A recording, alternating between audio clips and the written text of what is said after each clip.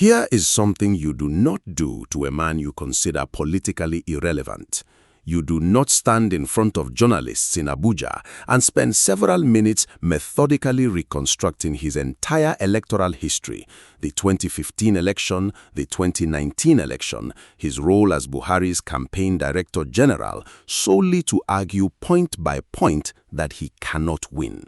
You do not invoke the specific percentage Buhari failed to reach in Rivers State twice just to prove a rival's federal connections never translated into local victory. You do not bring up a man's name unprompted repeatedly across multiple separate media appearances if that man genuinely poses you no threat. And yet, that is exactly what Nyesom Wike has done multiple times in 2026 regarding Rotimi Amaechi. Are we saying today, if an election is conducted in Rivers State today, that Rotimi Amaechi will deliver Rivers State to ADC? Wike asked journalists in Abuja. A rhetorical question delivered with the practiced confidence of a man who has already won the argument. Except you do not need to ask a rhetorical question about an opponent you do not fear. You ask it about a ghost that keeps showing up in rooms you thought you had cleared. Amaechi is back in Rivers State politics, not as governor, not yet as a declared electoral combatant in the state, but as a structural presence that Wike's own public statements reveal he is taking seriously, however much his words insist otherwise. This video explains exactly why. Before we go further, if you're new here, Naija Brief exists for one reason: to give Nigerians the political analysis that mainstream media won't. Whether you are in Abuja, Lagos, Kano, Port Harcourt, or London, this channel is for you. Hit subscribe and stay with me. This gets deeper. To understand why Amaechi's reappearance matters, you need to understand the specific, deeply personal history between these two men, because this is not an abstract political rivalry. It is one of the most intense one-on-one political relationships in modern Nigerian state history. Amaechi served as Speaker of the Rivers State House of Assembly from 1999 to 2007, then Governor from 2007 to 2015, 2 full terms during which Wike served at various points as his Chief of Staff and later as a federal minister under the same political umbrella. The two men were political allies before they became adversaries. When Amaechi moved to the APC in 2013 as part of the G7 governors faction and became Director General of Buhari's 2015 presidential campaign, Wike remained in the PDP and won Rivers State governorship that same year, defeating Amaechi's preferred candidate. Wike won again in 2019, while Amaechi, by then Federal Minister of Transportation, again served as Buhari's campaign director general nationally and again failed to deliver Rivers State for the APC. Since leaving office, Amaechi has faced sustained corruption allegations originating from Wike directly, accusations that he misappropriated approximately $309 million from the sale of Rivers State's oil and gas assets to fund Buhari's 2015 campaign, and a 2022 Supreme Court-sanctioned state panel inquiry into an alleged 96 billion naira fraud. Amaechi has consistently and firmly denied every allegation. The point here is not to adjudicate those claims. The point is to establish that the Wike-Amaechi relationship has been for a decade defined by direct, personal, repeated political combat, not policy disagreement, but a sustained contest over who controls Rivers State. In March 2026, Amaechi formally completed his registration with the African Democratic Congress at Ward 8 in Ubima, his home community in Ikwere local government area. A symbolically significant choice, registering not in Abuja or Port Harcourt, but in the specific local government ward where his political life began. In May 2026, he contested the ADC presidential primary, finishing second to Atiku Abubakar. and on June 16, 2026, he was confirmed as Atiku's running mate, placing him for the first time since leaving the Rivers State governorship in 2015 back in a position of genuine national political weight, with Rivers State explicitly cited by his own party as part of the reason for his selection. Now, let us examine Wike's actual public response to this development, because the substance and timing of his comments reveal more than they were designed to. In April 2026, before Amaechi's vice presidential confirmation, while he was still simply an ADC presidential aspirant, Wike held court with journalists in Abuja specifically to dismiss Amaechi's electoral relevance. His argument was structured and specific. In 2015, despite Amaechi's position as APC Governor-turned-Campaign Director General, Wike won the Rivers governorship. In 2019, despite Amaechi's position as a sitting federal minister and again Buhari's campaign director general, Wike won re-election. Wike's conclusion: "Of all the federal might that came, I won." He extended the same dismissal to ADC's national chairman, former Senate President David Mark, questioning whether Mark could even deliver his own home state of Benue to the party. Here is what is analytically significant about this response. Wike did not simply dismiss Amaechi in a single offhand remark. He constructed a detailed two-election historical argument, cited specific electoral data points, and extended his critique to the party's national leadership, all in response to a man who at the time was not even confirmed as a vice presidential candidate, merely a presidential aspirant with no realistic path to winning the ADC primary outright. That is a disproportionate response to a genuinely irrelevant threat. Political operators with real confidence in their own dominance typically do not spend extended media time dismantling a rival before that rival has even secured a position from which to pose a direct threat. The deeper signal is structural, not rhetorical. Amaechi's political network in Rivers, while diminished by a decade of Wike's consolidation, was never fully erased. Loyalists followed Amaechi into the ADC according to detailed Rivers political reporting.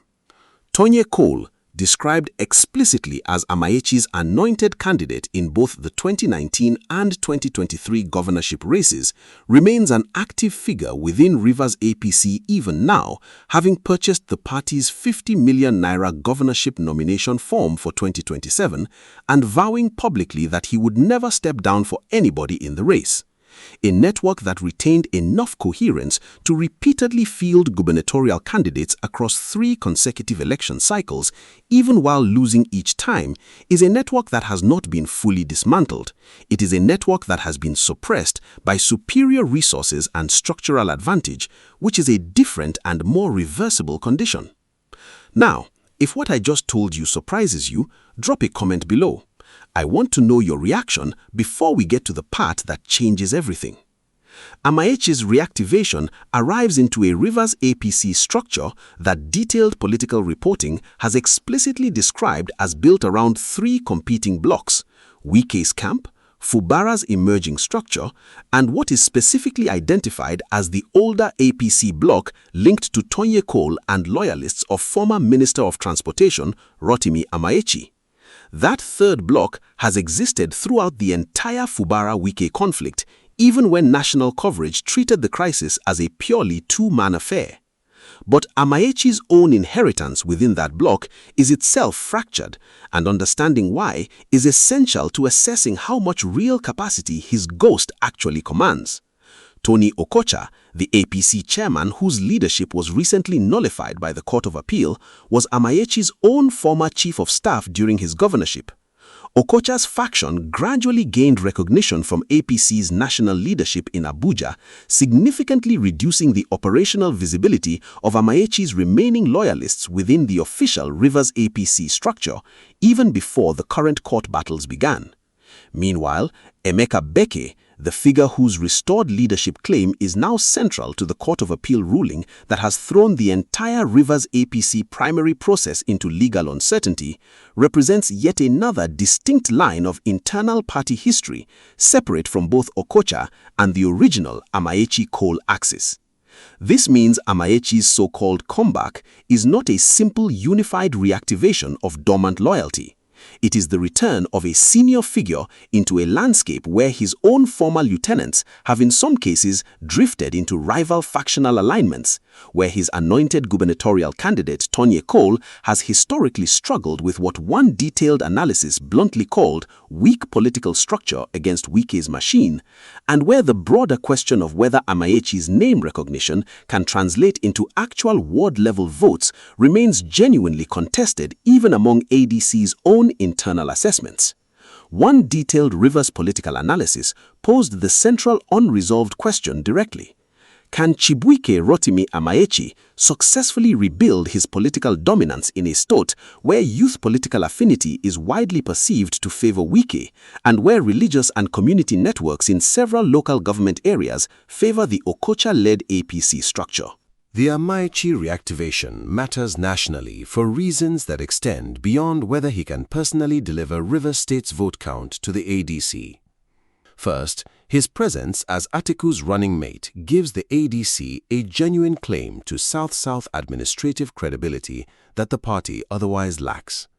Amaechi's record as Minister of Transportation, overseeing the Lagos-Ibadan and Abuja-Kaduna rail projects, gives the ADC's national campaign a concrete governance achievement to point to, distinct from purely oppositional messaging. Whether or not he can deliver Rivers State specifically, his national profile strengthens the ADC's broader claim to administrative competence. Second, and more immediately consequential for Rivers State politics, Amaechi's elevated national standing gives Tonye Cole's continued gubernatorial ambition a renewed sense of legitimacy and resourcing that it previously lacked.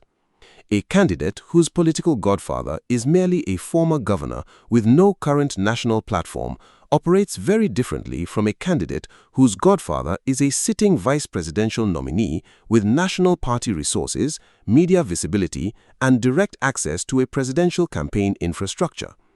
If Cole's APC candidacy stalls, which is plausible given Wike's structural dominance of the party, Amaechi's elevated standing creates a more credible pathway for Cole or another Amaechi-aligned figure to migrate toward the ADC platform entirely, consolidating Rivers State opposition to Wike's structure around a single, better-resourced vehicle.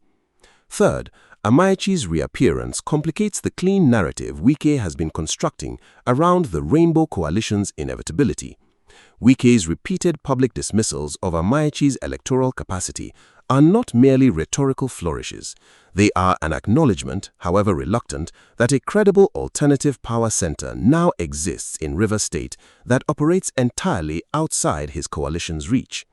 As Tonye Cole himself observed in an earlier prescient interview, the entire Rivers State political conflict traces an unbroken lineage, Odili into Amaechi, Amaechi into Wike, Wike into Sim, and Cole's own warning that there will be no real peace in Rivers State until that is done, suggests the current crisis is simply the latest iteration of a cycle that has repeated itself for 2 decades and shows no structural sign of actually resolving.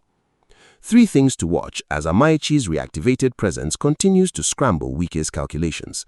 First, whether Tonye Cole's APC candidacy survives the ongoing Beke-Okocha leadership crisis, and if not, whether he migrates formally to a ADC. Cole's continued public defiance, vowing he will never step down for anybody, combined with Amaechi's newly elevated national standing, makes a formal ADC migration significantly more plausible than it would have been even 3 months ago. Second, whether Amaechi makes a direct personal return to Rivers State campaign activity beyond the national ADC ticket's general schedule. His decision to register with the ADC specifically in his own ward in Ubima suggests symbolic intent to rebuild grassroots legitimacy from the ground up, not merely operate through proxies. Watch for dedicated Rivers State appearances, ward-level organizing, or direct engagement with local government structures in the coming months. Third, whether Wike's repeated detailed dismissals of Amaechi continue or escalate. A genuinely unconcerned political dominant figure typically stops discussing a rival once the dismissal has been made once, clearly and publicly. If Wike continues returning to the subject of Amaechi's electoral incapacity across multiple future media appearances, that pattern itself will be the clearest evidence of how seriously his own camp is internally assessing the threat, regardless of what his public statements claim. Amaechi's ghost has not yet proven it can deliver Rivers State to anyone. His own decade-long electoral record against Wike, 2 governorship losses for his preferred candidates, 2 failed federal might campaigns, is genuinely unfavorable, and Wike is not wrong to cite it. But the fact that Wike feels compelled to keep citing it repeatedly across multiple separate public appearances against a man with no current electoral mandate in the state at all tells its own story. Ghosts do not require this much energy to dismiss, unless the person doing the dismissing suspects, somewhere beneath the confident rhetoric, that this particular ghost has not finished haunting Rivers State politics yet. If this analysis gave you clarity, share it with one person who needs to understand what is really happening in Nigeria. Like, subscribe,